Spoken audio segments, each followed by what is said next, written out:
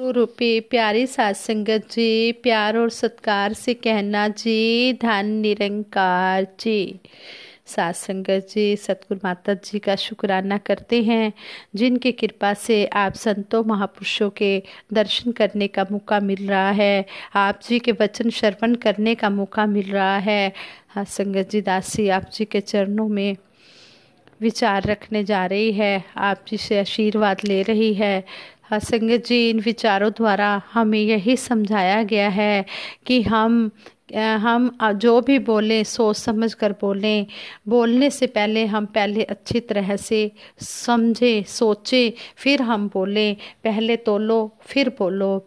ऐसी वाणी बोलिए मन का आपा खोए, और रन को शीतल करे आपहु शीतल होए। कि सतगुरु बाबा जी भी हमें समझाते हैं कि हमने ऐसी वाणी बोलनी है, अपनी वाणी में मिठास रखनी है कि जिससे हमें भी ठंडक मिले और जो दूसरा सुनने वाला है उसे भी ठंडक मिले। जब भी हमने कोई बात किसी को कहनी है तो इस तरीके से कहनी है कि उस को भी ठीक लगे, सुनने वाले को भी ठीक लगे। हम कभी भी कड़वे वचन ना बोले। संगत जी, ऐसे ही दासी एक छोटी सी स्टोरी आप जी के चरणों में रखने जा रही है। कहते हैं, राजा भोज के दरबार में एक जोशी आया। उसने राजा भोज का हाथ देखा और कहा कि तू बहुत ही अभागा व्यक्ति है। अपने लड़के को अर्थी पर तू ही चढ़ाएगा, अपनी पत्नी को भी अर्थी पर तू ही चढ़ाएगा, अपने सारे परिवार को तू ही मरघट तक पहुंचाएगा। गुस्से से राजा भोज ने जोशी को गुस्से में आकर राजा भोज ने जोशी को जेल में बंद करवा दिया और कहा कि इसे पता ही नहीं कब कैसे बोलना चाहिए। कालिदास बैठकर ये सारी बातें सुन रहे थे। जब जोशी को लेकर सैनिक चले गए तो कालिदास ने महाराजा भोज से कहा कि इसको इनाम देकर विदा कर दो। राजा ने कहा, इनाम? तुमने सुना नहीं? वह मूर्खता भरी बातें कर रहा था। कालिदास ने कहा, क्या मैं आपका हाथ देख सकता हूँ? महाराज भोज ने हाँ कर दी। कालिदास ने हाथ देखा और कहा, आप बहुत ही भाग्यशाली हैं, धन्य भागी हैं। आप 100 वर्षों के पार तक जिएंगे। आप बहुत लंबी उम्र के मालिक हैं। आपका सारा परिवार आप जैसी उम्र नहीं पा सकेगा। राजा भोज ने पूछा, क्या वह जोशी भी यही कहता था?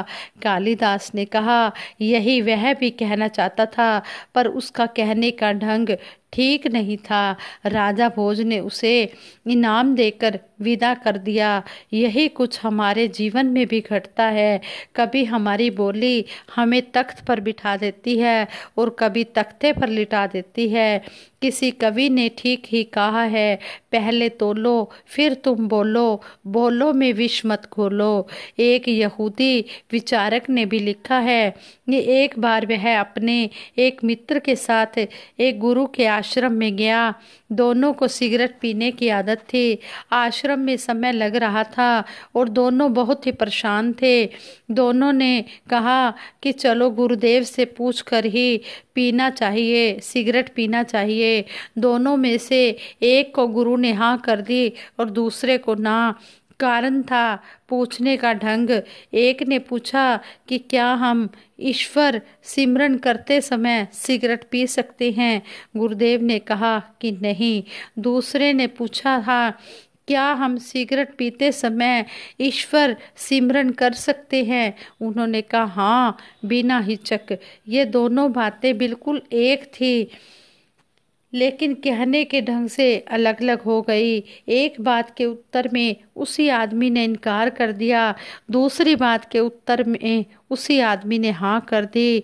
हमारे भाव सही हो, हमारा ख्याल सही हो, लेकिन अगर कहने का ढंग गलत हो तो उसका रिजल्ट उल्टा हो जाता है।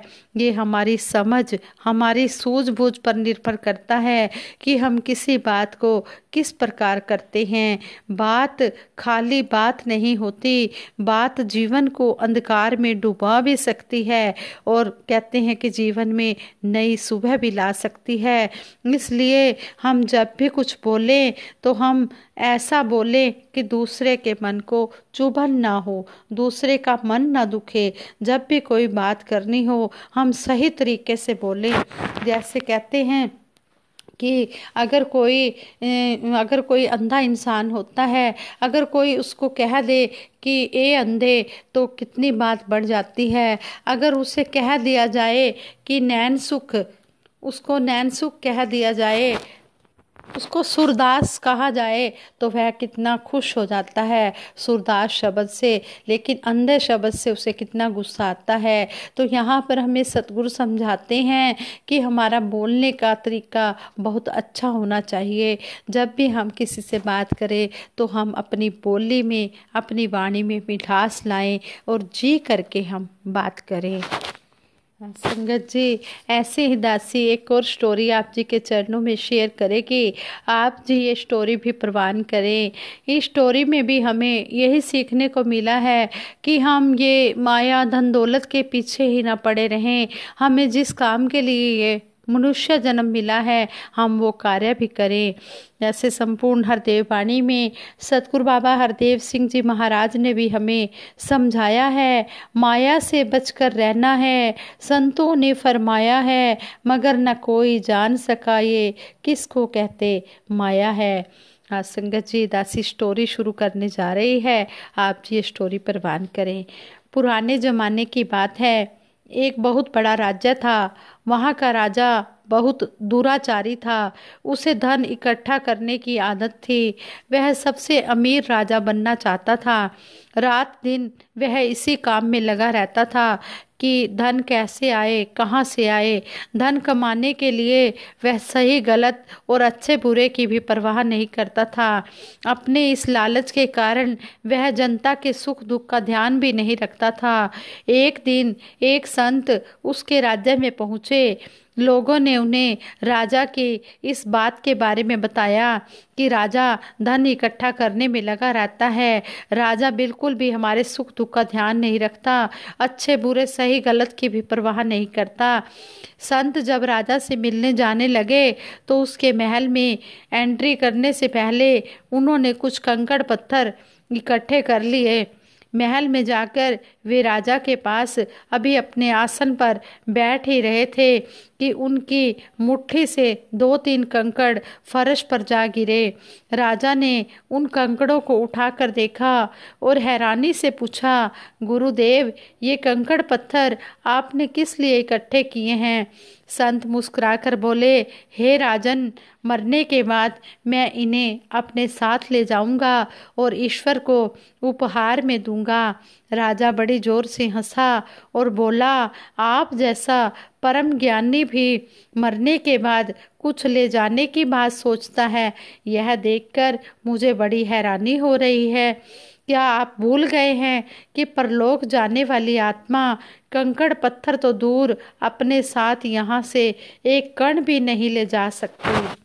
संत गंभीर होकर बोले, राजन यही उपाय तो मैं आपसे, यही बात तो मैं आपसे पूछने आया हूँ कि आप अपनी प्रजा से, अपनी जनता से जो धन इकट्ठा कर रहे हैं उसे अवश्य ही अपने साथ ले जाएंगे। नहीं तो आप इतनी कड़ाई से, इतनी सख्ती से उनसे टैक्स वसूलते हो। अगर धन ऊपर ले जाने का वह तरीका आप मुझे भी बता दें तो यह उपहार भी ईश्वर तक पहुंच जाएगा। राजा को जैसे किसी ने नींद से जगा दिया, वह शर्मिंदा होकर संत जी के चरणों पर गिर पड़ा। राजा को समझ आ गई कि साथ जाने वाला तो ये नाम, राम नाम रूपी धन ही है। इसे जितना इकट्ठा किया जा सकता है इकट्ठा कर ले। ये धन दौलत, ये माया, सब कुछ यहीं पड़ा रह जाना है।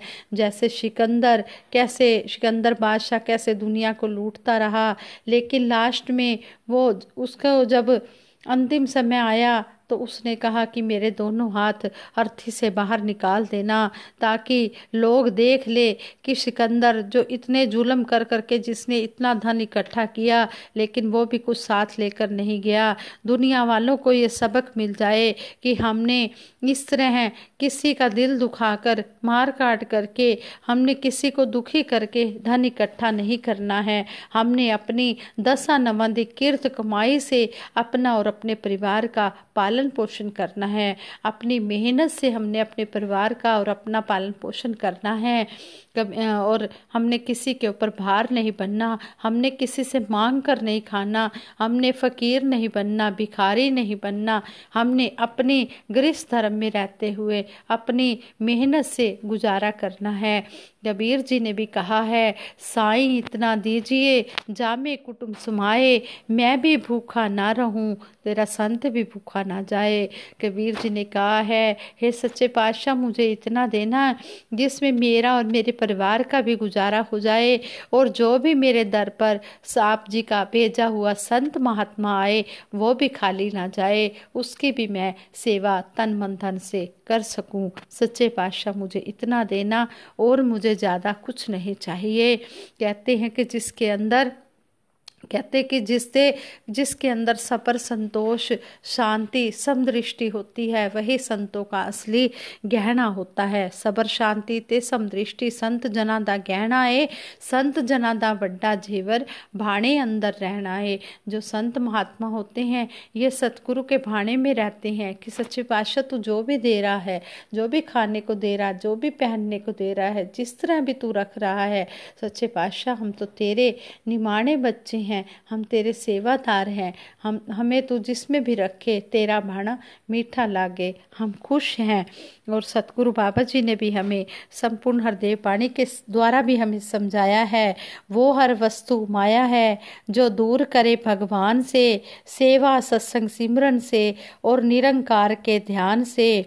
धन दौलत ही नहीं है माया, पद पदवी भी माया है, ये माया प्रबल है इसने सबको ही उलझाया है। लोभ है माया, लालच माया, अभिमान भी माया है, मन के अंदर पाल रखा जो मिथ्या मान भी माया है। इस माया से आज तलक ना कोई भी बच पाया है, बचा वही है जिस पर गुरु की रहमतों का साया है। कहे हर देव इस दुनिया को ठगती ठगनी माया है, लेकिन भक्तों ने माया को ठगा है, नाच नचाया है।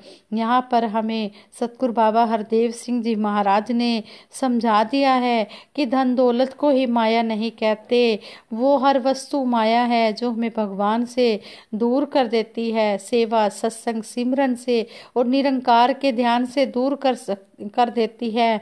कहते हैं कि लोभ भी माया है, लालच भी माया है, अभिमान भी माया है। हमने इन सब बातों से बचकर रहना है। सिर्फ धन दौलत को ही माया नहीं कहा गया, ये सभी जो चीजें इस संसार में विचरण कर रही हैं ये सब माया है। इस मायापति से हमने जुड़कर रहना है। हम मायापति से जुड़े रहेंगे तो हम दुखों से भी बचे रहेंगे और हम इस राम नाम रूपी धन को भी इकट्ठा करते चले जाएंगे।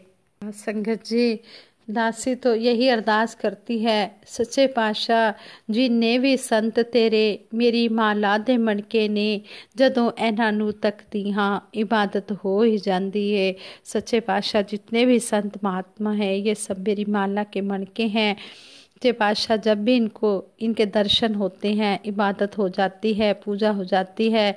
इसी तरह सच्चे पातशाह आप जी संतों महापुरुषों का संग देते रहना, जिससे आप जी की याद बनी रहे। सेई मिलामी जिना मिलिया तेरा नाम चितावे। सच्चे बादशाह ऐसे संतों महापुरुषों का संग देना जिनको मिलते ही आप जी की याद आ जाए। पक्कियां दे नाल मिल के बैठो, कच्चियां दे विच मिलो ना, लोकी लख भुलेखे पावन अपनी थां तो हिलो ना। सच्चे पातशाह हमें पक्के संतों का ही संग देना। लोग जो होते हैं ये तो कई भरमों भुलेखों में डालते हैं, लेकिन जो पक्के संत महात्मा होते हैं ये हमेशा सतगुरु निरंकार से जोड़ कर ही रखते हैं। हमें ऐसे संतों का ही संग देना, हर समय हम आप जी की याद में रहें और सच्चे पातशाह जिसमें भी आप जी रखें हम उस रंग में रहें। जिस रंग रखे उस रंग रह के प्रेम निभाना सीखिए। जो कुछ देवे वो कुछ खा के शुक्र बनाना सीखिए। सच्चे पातशाह आप जिस भी रंग में रखें, हमें इतनी शक्ति देना कि हम उस रंग में रहकर आप जी की भक्ति करते चले जाएं और हम हर एक के साथ प्यार ही प्यार करते चले जाएं, प्यार प्यार ही प्यार बांटते चले जाएं। प्यार दें, प्यार लें, सबको सत्कार दें। सच्चे पातशाह सबका सत्कार करें। प्यार दें, प्यार ले, सबका सत्कार करें। भर ले झोली, खेले प्यार के रंगों से होली। ये बेरंगे का सच्चा रंग जो है ये बड़ा ही पक्का रंग होता है, कभी भी उतरने वाला नहीं होता। जिस पर भी ये राम नाम रूपी ये रंग चढ़ जाता है, फिर वो इसमें इतना डूब जाता है कि उसे अपनी भी सुध बुध नहीं रहती। इस तरह वो इसके रंग में डूबकर भक्ति करता चला जाता है। सच्चे पातशाह आप जी हमारे ऊपर भी अपना मेहर भरा हाथ रखना, मेहर भरी नज़र रखना। जैसा आप जी चाहते हो वैसा हमारा जीवन बना देना। हम तो आपके चरणों में समर्पित है। जैसे भी हैं हम सच्चे पातशाह आप जी के बच्चे हैं। आप जी हमें जिस तरह आप जी ने हमें सही रास्ता दिखाया है, इस रास्ते पर हमें चलाए रखना। यही आप जी के चरणों में अरदास है, बेनती है। आज संगत जी अगर दासी के मुख से कोई त्रुटि हो गई हो, कोई शब्द सही ना निकला हो, तो दासी को क्षमा कर देना। आगे के लिए शुद्ध विचार करने की क्षमता बख्शना। साथ संगत जी दासी सिमरन कराएगी, सभी ने मिलकर सिमरन में साथ देना है। तू ही निरंकार मैं तेरी शरण हाँ, मैनू बख्श लो। तू ही निरंकार मैं तेरी शरण हाँ, मैनू बख्श लो। तू ही निरंकार मैं तेरी शरण हाँ, मैनू बख्श लो। बोलिए सतगुरु माता सुदीक्षा सविंदर हरदेव जी महाराज की जय। निरंकारी राज माता गुरु बचन अवतार की जय। साथ संगत जी प्यार से कहना धन निरंकार।